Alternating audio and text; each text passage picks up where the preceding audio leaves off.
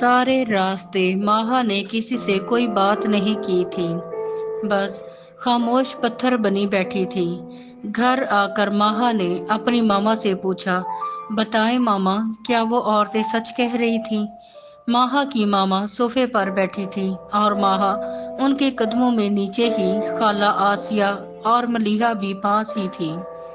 बताएं ना मामा, प्लीज मुझे बताएं, कुछ तो बताएं। माहा भीगी आंखों और भीगे चेहरे से अपनी मामा से पूछ रही थी। प्लीज मामा, मुझे बता दें, कह दें कि सब झूठ है। लेकिन उसकी मामा पत्थर की मूरत की तरह साकत बैठी थी। मलीहा भी पास बैठी रो रही थी और माहा को चुप करवाने की कोशिश कर रही थी। आपी प्लीज चुप कर जाए ना, बस करें, मलीहा ने कहा। तो माहा ने मलीहा की तरफ देखते हुए कहा, मलीहा, मलीहा देखो ना मलीहा, मैं इनकी नाजायज औलाद हूँ। मेरा वजूद एक गुनाह से पैदा हुआ है जिसे अल्लाह पाक ने गुनाहे कबीरा कहा है। मलीहा, मुझे खुद से नफरत हो रही है। आखिर मुझे किस गुनाह की सजा मिल रही है? माहा हिचकियों के साथ रो रही थी।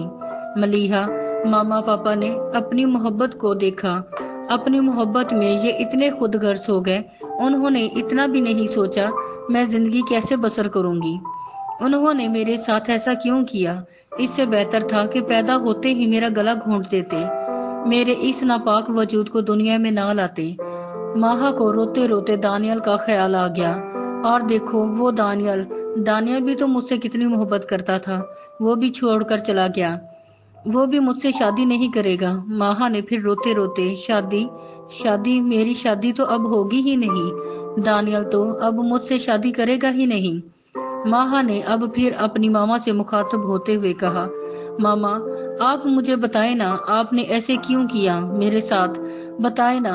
अब की बार माहा बहुत चीख चीख कर बात कर रही थी, लेकिन उसकी मामा वैसे की वैसे ही बुत बनी बैठी थी, जैसे वो बिल्कुल बेजान हो गई हो, जैसे वो कोई पत्थर की मूरत बन गई हो, जैसे उन्हें कोई बड़ा सदमा लगा हो जिसकी उनके सुनने की